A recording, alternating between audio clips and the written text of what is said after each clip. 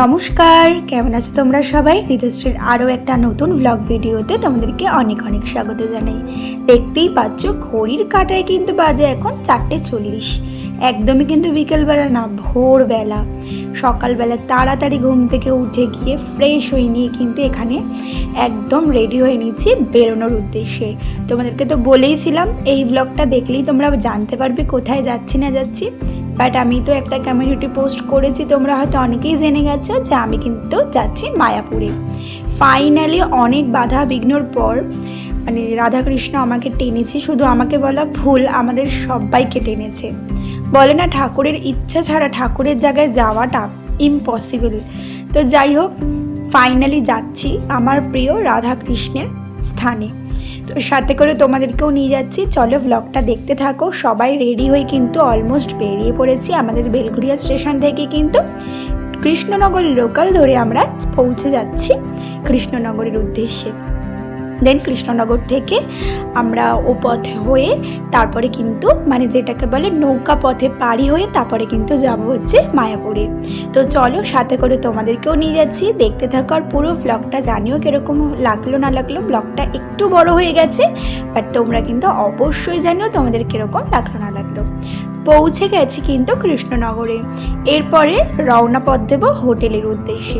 তবে আমাদের হোটেল কিন্তু আগে থেকেই বুকিং করা ছিল। যেহেতু 15ই অগস্ট, তার জন্য কিন্তু হোটেল একদমই পাওয়া যাচ্ছিল না।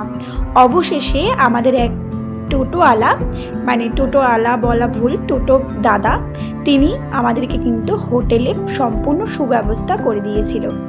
আর এখানে নেবেই, কৃষ্ণনগরে নেবেই কিন্তু তোমরা অনেক অটো পেয়ে যাবে মায়াপুরের উদ্দেশ্যে।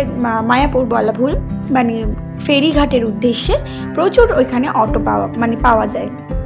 তো আমরাও অটো বুক করে নিলাম। দেন অটো বুক করে কিন্তু আমরা ফেরিঘাটের দিকে পৌঁছে গেছি। এখানে পৌঁছেও গেছি, তবে এখান থেকেই কিন্তু জলখাবারটা খেয়ে নেব। দেখো সকাল থেকে যেহেতু চা খাইনি, একটু মনটা না চা চা করছিল, তাই সবার আগে একটু চা খেয়ে নিলাম। দেন কিন্তু এর পাশেই একটা দোকান ছিল, ওখান থেকেই আমরা আজকে সকালের ব্রেকফাস্টটা কমপ্লিট করব। আর এই দেখো মায়াপুরের কিন্তু রাধাকৃষ্ণকে দেখিয়ে দিলাম, কারণ ভেতরে কিন্তু ফোন নিয়ে একদমই অ্যালাউড থাকে না ভিডিও ফটোগ্রাফি করার। যাই হোক, এখানে নিজেও খেয়ে নিচ্ছি আর ছেলেকেও খাইয়ে দিচ্ছি। যেন তো এই ঘুরতে আসলে বাচ্চাদের খাওয়া দাওয়ার রুটিন কিন্তু প্রচণ্ড চেঞ্জ হয়ে যায়।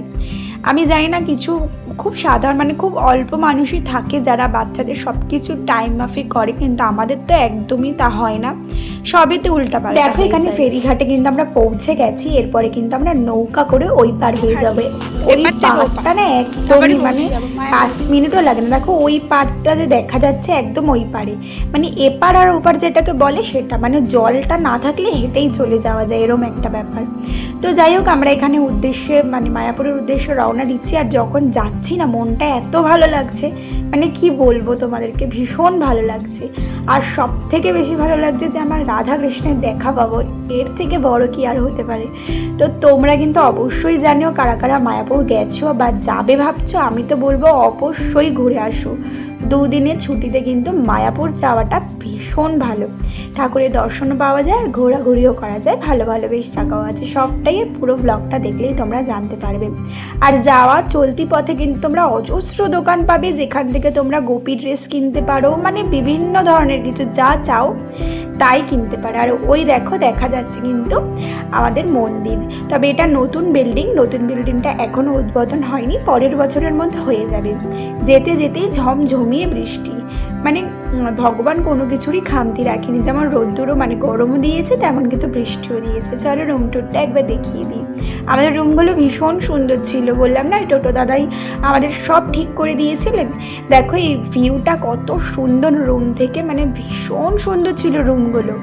আর ডরমেন্টরি নিয়েছিলাম, আরেকটা সিঙ্গেল নিয়েছিলাম। তো এই যে এই রুমেই কিন্তু আমরা আজকে আর কালকে থাকবো। তো তোমরা এক ঝলক দেখে নাও যে রুমটা কীরকম ছিল না ছিল। একটা রুমের ভিউ তো দেখিয়ে দিলাম, আরেকটা রুমের কিন্তু এরকম ভিউ ছিল। আর রুমগুলো ভীষণ নিট অ্যান্ড ক্লিন, পরিষ্কার পরিচ্ছন্ন ছিল। আর সবথেকে বড় কথা হচ্ছে সেটা হচ্ছে এই হোটেলটা কিন্তু একদমই নতুন। আর এই যে দেখে নাও তোমাদের প্রিয় বোন, দিদি, যাই বলো তোমরা। তো চলো, এখানে কিন্তু রুমটা ছিল এরকম। আর ওয়াশরুমটাও ছিল ভীষণ নিট অ্যান্ড ক্লিন, ভীষণ পরিষ্কার ছিল প্রত্যেকটা ঘর। ইভেন বাথরুমটা দেখো, যেটা সবাই ফ্রেশ হয়ে নিয়ে এখন কিন্তু রেডি হয়ে নিয়েছি। তো ভোগ প্রসাদ খাওয়ার জন্য আমরা এখন যাচ্ছি। তো এখানে কোথায় যাচ্ছি না যাচ্ছি সেটা তো তোমাদের সাথে শেয়ার করবোই। আর চলো রেডি হয়ে নিয়েছি। আর তারপরে কোথাও যাওয়ার একটা কথা আছে, সেটা হচ্ছে গৌশালাতে। তো সবটাই তোমাদের সাথে শেয়ার করব। তো চলো এখন যাওয়া যাক। আর আমি কি পড়েছি না পড়েছি সেটাও তোমাদের সাথে শেয়ার করে নিচ্ছি। আর আস্তে আস্তে কথা বলছি, কারণ ছেলে অলরেডি ঘুমিয়ে পড়েছে, আর একজন যে ছিল ও ঘুমিয়ে পড়েছে। তো তার জন্য আস্তে আস্তে কথা বলছি। তো চলো যাই, আর সাথে করে তোমাদেরকে নিয়ে যাবো। কোথায় যাচ্ছি বলো? আমরা যাচ্ছি এখন খেতে গীতা ভবন। গীতা ভবনে বাবা? শুনেই নিলে গীতা ভবনে কিন্তু আমরা খেতে যাচ্ছি। আর তোমরা তো জানোই মহাপ্রসাদ খাওয়ার যে কী স্বাদ সেটা বলে বোঝানো যায় না। আর আরেকটা কথা না বললেই নয়, আমাদের যে টোটো দাদা ছিলেন, মানে আমাদের লাস্টে না আমাদের সাথে একদম পরিবারের মতন হয়ে গেছিলো। মানে ইমোশন, মানে আমরা সবাই না, মানে এত ভালো মানুষ ছিল বলার বাইরে। তো দেখো এই 4 নম্বর গেট থেকে কিন্তু হেঁটে অনেকটাই, তোমরা চাইলে এখান থেকে টোটোও করে নিতে পারো গীতা ভবনে যাওয়ার জন্য। এখানে না অনেকগুলো ভবন আছে, প্রত্যেকটা ভবনে গীতা ভবন, আরও আমি ঠিক নামগুলো ঠিক মনে করতে পারছি না, অনেকগুলো ভবনেই কিন্তু খাওয়া দাওয়া হয়। তো এক একটা এক এক রকম ভবনের নাম দেওয়া। আমরা গীতা ভবনে টিকিটটা কেটেছিলাম। আর গীতা ভবনে খাবারের কোয়ালিটিও কিন্তু একটু বেশি ভালো।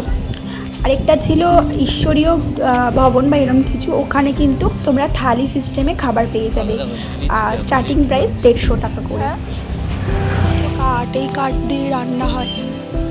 আমি কিন্তু সত্যি মিথ্যে জানি না, আমার হাজব্যান্ড আমাকে যেটা বলেছে আমি সেটাই বললাম। বাজে কথা।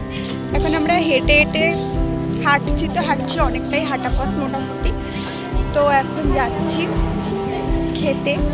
আমাদের আগে থেকেই কুপন যারা টিকিট কাটা ছিল তার জন্য আর কাটতে হয়নি, বাট হাঁটতে খুবই ভালো লাগতো। হ্যাঁ, এটা কি দেশ বলতো? কারি পাতা না, না লজ্জাপতি, তেঁতুল। ও অনেকটা লজ্জাপতি।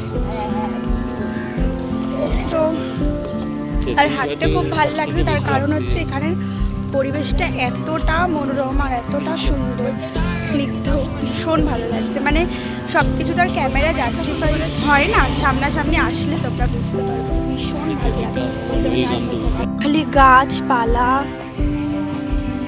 আর আজকের ওয়েদারটাও ভীষণ ভালো হয়ে আছে।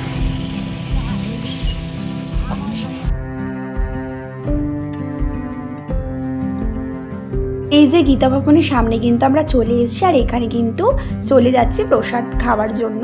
তো তোমাদেরকে একটু দেখিয়ে দিই ওখানে কীরকমভাবে প্রসাদ দেয়। তোমরা অনেকেই হয়তো জানো, বাট যারা জানো না তাদের জন্য দেখে, কারণ আমার ভিডিও তো বাংলাদেশ থেকেও অনেকে দেখো। তো তোমরাও একটু দেখো যে আমাদের এখানে মন্দিরে কীরকম কী হয় না হয়। আমি তো সেই ছোটোবেলায় গেছি আর এই গেলাম। তো তোমরা দেখো একটুখানি এখানে কীরকম খাবার দাবার মানে দেয় না দেয়। আর খাবারের কোয়ালিটিটাও কিন্তু ভীষণ ভালো। দেখো ঠাকুরের প্রসাদ খাবার তো অবশ্যই ভালো থাকবে, কিন্তু তার মধ্যেও একটু ব্যাপার থাকে, তো তার জন্যই বললাম তোমরা কেউ কিছু প্লিজ মাইন্ড করো না। দেখো এরা খাবার যে দেয় না, এর মধ্যে কিন্তু একটা বেশ ইন্টারেস্টিং ব্যাপার আছে। তো এখানে দেখো খাবার দিচ্ছে। এখানে অনেক রকমেরই প্রসাদ দেয়, সবটা শেয়ার করা সম্ভব নয়। আর দেখো এই যে এই গোপাল সোনাটাকে তোমাদেরকে একটু শেয়ার করে নিলাম। তো চলো এবার চলে যাচ্ছি আমরা গোশালার দিকে, মানে গোশালার উদ্দেশ্যে। মায়াপুর যখন ছোটোবেলায় এসেছিলাম তখন কিন্তু আমি গোশালায় যাইনি, ভিডিওতেই দেখেছি। আজকে যাচ্ছি আর ভীষণ আনন্দ লাগছে। মানে কত ধরনের যে গোমাতা তা দেখে তো আমি অবাক। এটা দেখো এরকম ন্যাচারালি সাধারণ যে গোমাতা আমরা দেখে থাকি সেরকম আমার তো একটু ভয় ভয় লাগছিল। এই গোমাতাটা তো আও ঠিক আছে, এগুলোও ঠিক আছে। এরপরে তোমাদেরকে যেগুলো দেখাবো মানে অবাক কাণ্ড। আর এরা না ভীষণ আদর খেতে ভালোবাসে, যেই যাচ্ছি সামনে চলে আসছে জানো আদর খাবার জন্য। মানে আমি সত্যি অবাক। আর এই গোমাতাটাকে দেখো পা উঁচু করে দাঁড়িয়ে আছে আদর খাবে। আর একজনকে যখন আদর করছি আরও একজন চলে আসছে জানো। দেখো ওখান থেকে বেরিয়েও পড়েছি। আর এখানে না ভীষণ ভালো ধূপকাঠি পাওয়া যাচ্ছিলো, ওখান থেকে আমরা একটা ধূপকাঠিও নিয়েছি, পরে তোমাদের সাথে শেয়ার করব। আর এখানে হচ্ছে গোশালার, এখানে আমরা খেয়ে নিচ্ছি দই। চলো আজকের ব্লগটা এতটাই ভালো লাগে।